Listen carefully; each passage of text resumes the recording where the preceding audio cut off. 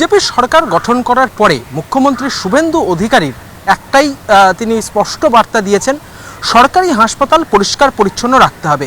এবং তারপরে রবিবার সকাল থেকে দেখা যাচ্ছে আরজিকর হাসপাতালে সাফাইয়ের কাজ চলছে। বিভিন্ন জায়গাতে আগে যে ছবিগুলো এবং যে অভিযোগগুলো উঠে আসতো যে এই আরজিকর হাসপাতালের ওয়ার্ডের মধ্যে কুকুর বেড়াল ঘুরে বেড়াচ্ছে, বাইরে কুকুর ঘুরে বেড়াচ্ছে, এবং এই যে একটা অপরিচ্ছন্নতার ছবি আগে ছিল সেই ছবিটা কিন্তু বেশ কিছুটা পরিবর্তন হয়েছে।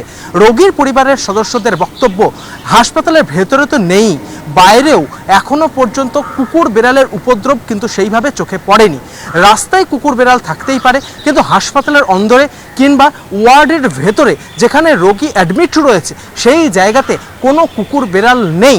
রোগীর পরিবারের পক্ষ থেকে স্পষ্টত জানানো হচ্ছে বিজেপি সরকারের এই নিয়ম আসার পরেই কিন্তু একেবারে হাসপাতাল চত্বরের ছবিটা অনেকটাই পরিবর্তন হয়েছে। কুকুর বেড়াল থেকে শুরু করে নোংরা আবর্জনা সব কিছুই নিয়মিত সাফাইয়ের জন্য লোক রাখা হচ্ছে এই হাসপাতাল কর্তৃপক্ষের পক্ষ থেকে।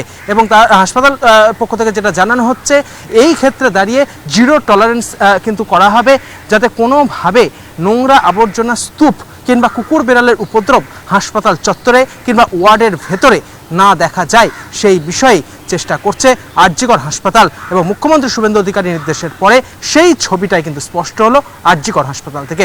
ভিডিও জার্নালিস্ট দীপঙ্কর কাঞ্জিলালের সঙ্গে ইন্দ্রাশিস বাগচি, রিপাবলিক বাংলা, কলকাতা।